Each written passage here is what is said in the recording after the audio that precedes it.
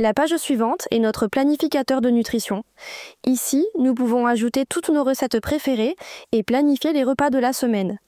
C'est l'une de mes pages préférées et je vais vous montrer comment cela fonctionne.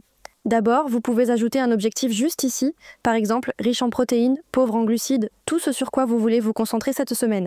Et ensuite, ici, nous avons notre planificateur de repas où vous pouvez planifier les repas de la semaine et comment cela fonctionne. Je vais vous montrer dans une seconde. Ici, nous avons notre banque de recettes et vous pouvez y ajouter vos recettes préférées. Par exemple, j'ai ajouté quelques exemples ici, tels que le saumon. Et puis, vous pouvez ajouter des tags. Par exemple, c'est le dîner. Mais vous pouvez aussi faire dessert, déjeuner, boisson, peu importe ce que c'est. Vous pouvez ajouter une note juste ici. Vous pouvez ajouter le temps, combien de temps cela prend pour le faire, ainsi que la difficulté. Et vous pouvez ajouter le lien du site web si vous le souhaitez. Et puis, vous pouvez ajouter un type si c'est poisson, poulet, peu importe. Et puis ici, vous pouvez ajouter votre photo. Et les ingrédients et les instructions pour le réaliser. Et chaque fois que vous faites de vos courses, vous pouvez simplement cocher cela.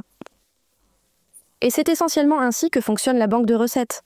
Ici, nous avons différentes vues de la même base de données. D'abord, nous avons la vue tableau avec toutes les photos. Ici, nous avons une liste. Ensuite, c'est filtré par type, par exemple poisson, poulet et ainsi de suite. Ensuite, nous avons petit déjeuner, déjeuner, dîner et nous avons aussi boisson et dessert. C'est essentiellement ainsi que fonctionne ce répertoire de recettes. Et puis ici, sur le côté droit, nous avons notre liste de courses. Donc, chaque fois que vous faites des courses, vous pouvez simplement cocher ces éléments et appuyer sur le bouton pour un nouveau et ajouter quelque chose de nouveau à votre liste de courses. Et de cette façon, vous pouvez mettre vos recettes ici, les mettre dans votre liste de courses. Et puis, lorsque vous faites vos courses, vous pouvez simplement cocher cela. Et donc, le fonctionnement du planificateur de repas est que nous avons nos dates ici, nos jours, du lundi au dimanche. Et puis ici, vous pouvez ajouter une date. Et disons que nous planifions pour lundi prochain. Vous ajoutez simplement votre date ici.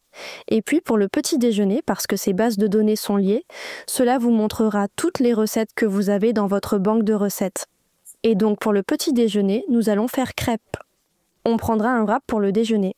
Et ensuite, faisons le saumon pour le dîner. De cette façon, vous pouvez planifier toute votre semaine de repas.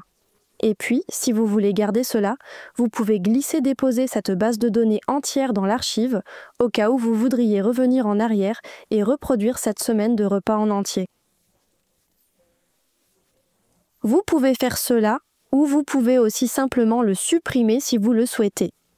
Et ensuite, appuyez sur le bouton pour une nouvelle liste vierge.